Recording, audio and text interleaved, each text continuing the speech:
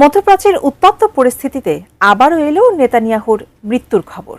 ইরানের আধা সরকারি সংবাদ মাধ্যম তাসনিম নিউজ বলছে, ইসরায়েলের প্রধানমন্ত্রী বেনিয়ামিন নেতানিয়াহু ইরানি ক্ষেপণাস্ত্রের আঘাতে নিহত হয়েছেন, যা নিয়ে আন্তর্জাতিক মহলে শুরু হয়েছে তীব্র জল্পনা-কল্পনা। যুক্তরাষ্ট্র ও ইসরায়েলের যৌথ আগ্রাসনে ইরানের সর্বোচ্চ নেতা আয়াতুল্লাহ আলী খামেনির মৃত্যুর পর প্রতিশোধের আগুনে জ্বলে উঠেছে ইরান। মুহুর্মুহু ক্ষেপণাস্ত্র ও ড্রোন হামলা ঘুম কেড়ে নিয়েছে ডোনাল্ড ট্রাম্প ও নেতানিয়াহুর। উত্তপ্ত এই পরিস্থিতিতেই এবার জোরালোভাবে জড়িয়েছে নেতানিয়াহুর মৃত্যুর খবর। ফার্সি ভাষার সংবাদ মাধ্যম তাসনিম নিউজের প্রতিবেদনে দাবি করা হয়েছে, ইরানি ক্ষেপণাস্ত্রের সরাসরি আঘাতে নেতানিয়াহুর সরকারি বাসভবন ধ্বংস হয়েছে এবং সেখানেই তিনি প্রাণ হারিয়েছেন। এই একই হামলায় ইসরায়েলের জাতীয় নিরাপত্তা মন্ত্রী ইতামার বেন গিবর আহত হয়েছেন বলেও জানানো হয়েছে। এছাড়া নেতানিয়াহুর ভাই নিহত হওয়ার খবরও এসেছে।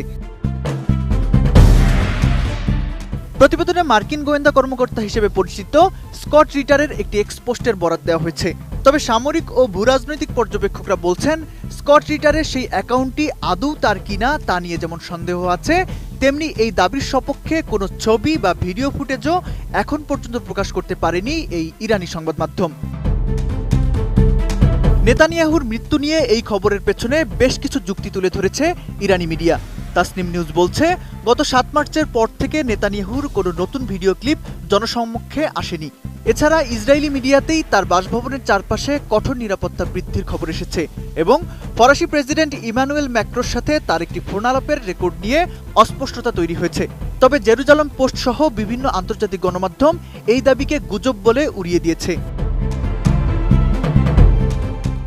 ইরানি সংবাদ মাধ্যমে নেতানিয়াহুর মৃত্যু নিয়ে এমন খবর প্রচার করা এবারই প্রথম নয়। যুদ্ধ শুরুর পর 2 মার্চও একবার খবর ছড়িয়েছিল। তখন বলা হয় নেতানিয়াহুর দপ্তর ধ্বংস হয়েছে এবং তিনি নিহত হয়েছেন।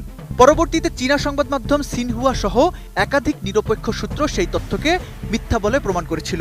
বিশ্লেষকরা মনে করছেন, যখন ইরান নিজেরা ভয়াবহ হামলার মুখে পড়ছে এবং দেশের ভেতরে ব্যাপক ক্ষয়ক্ষতির খবর আসছে, তখন সাধারণ মানুষের মনোবল চাঙ্গা করতে এবং আন্তর্জাতিক মনোযোগ অন্যদিকে সরাতে এমন গুজব ছড়ানো হতে পারে। ইসরায়েলি প্রধানমন্ত্রীর দপ্তর এখন পর্যন্ত এই দাবির ব্যাপারে কোনো আনুষ্ঠানিক বিবৃতি দেয়নি।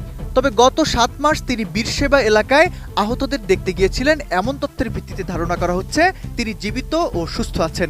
তবে সত্য আর মিথ্যার এই লড়াইয়ে নেতানিয়াহুর বেঁচে থাকা না থাকার চেয়ে বড় বিষয় যুদ্ধের মাঝে তথ্য বিভ্রাট। দুই দেশের মধ্যে সরাসরি ক্ষেপণাস্ত্র ও ড্রোন হামলা চলার মাঝে এমন ভুল তথ্য উত্তেজনাকে আরও বাড়িয়ে দেয়।